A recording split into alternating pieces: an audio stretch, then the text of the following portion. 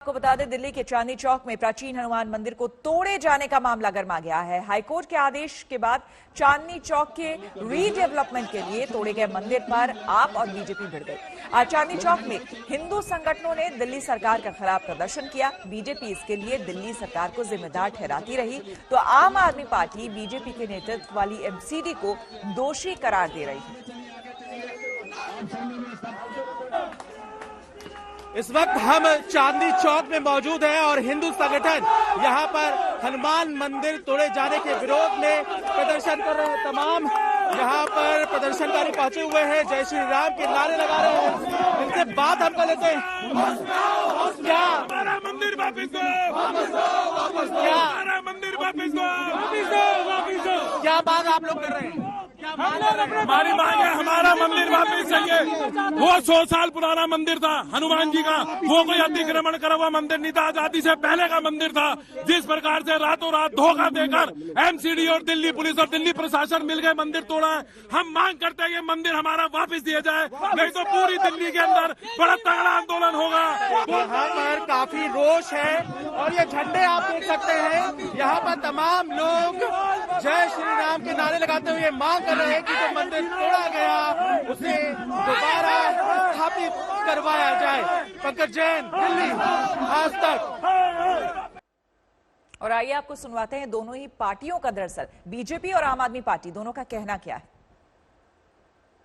चाहते तो वो रिलीजियस कमेटी से इस मुद्दे को हल कर सकते थे और ये प्राचीन मंदिर हनुमान जी का मंदिर बचाया जा सकता था। ये जो हिंदू विरोधी केजरीवाल जी की मानसिकता है, ये इस बात उनके इस कदम से ये दर्शाती है कि वो हिंदू विरोधी हैं, वो हिंदू मंदिर विरोधी हैं। आप कोर्ट में उनका हल्फनामा पढ़ लीजिए। कोर्ट के अंदर एमसीडी ने हल्फनामा लिख के दिया हुआ है कि हम मंदिर तोड़ने को तैयार हैं। हल्फनामा दिया हुआ, उन्होंने अपना साइन किया हुआ एमसीडी ने दिया हुआ है कि हम इसको तोड़ने को तैयार। एमसीडी लिख के दे देती हम नहीं तोड़ेंगे। इसमें क्या सरकार क्या चाहना होता है? सरकार तो चाहती है कि एमसीडी भ्रष्टाचार ना करे, तो मान जाते हैं भ्रष्टाचार वाले। सरकार तो कहती है कि दिल्ली को साफ सुथरा रखो, तो एमसीडी मान जाती है। बहाने की भी कोई हद होती है।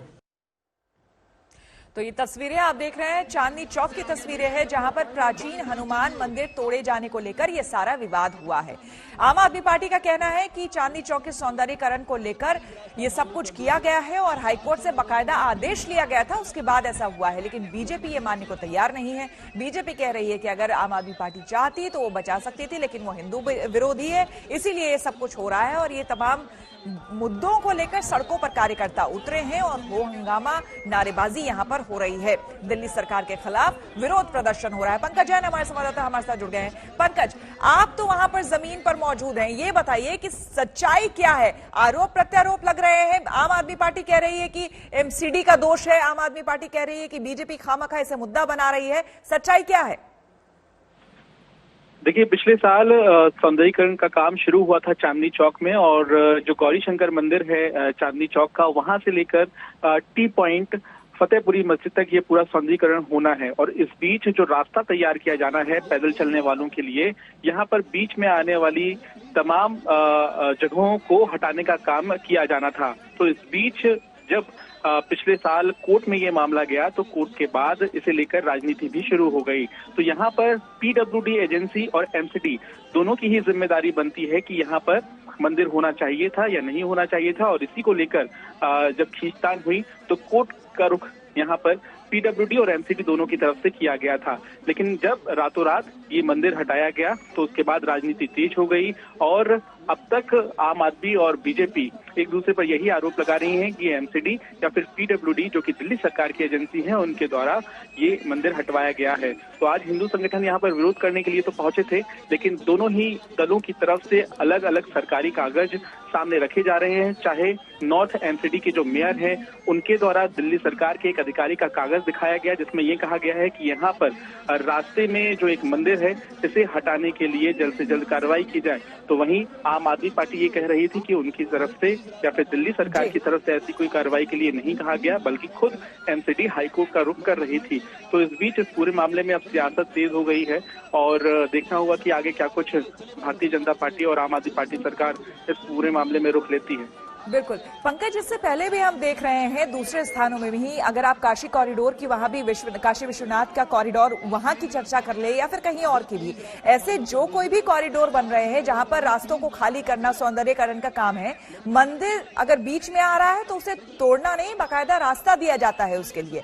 जहां पर जिस जगह लोगों की आस्था जुड़ी हुई है जिस चीज से, वहां पर जो लोग आरोप आज सड़क पर उतर के लगा रहे हैं कि रातों रात 100 साल पुराने प्राचीन मंदिर को तोड़ दिया गया, तो ये क्या बात हुई?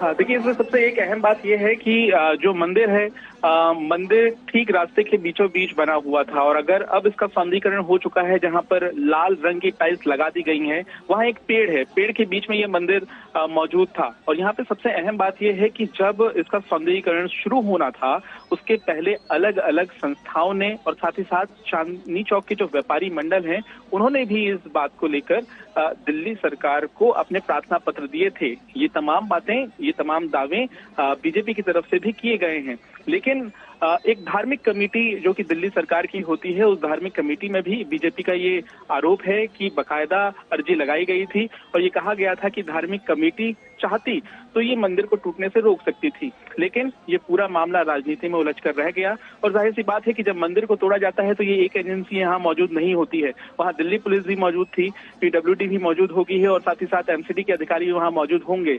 तो सभी की आंखों के सामने ये पूरी कार्रवाई की गई और अब सियासत भी तेज हो गई।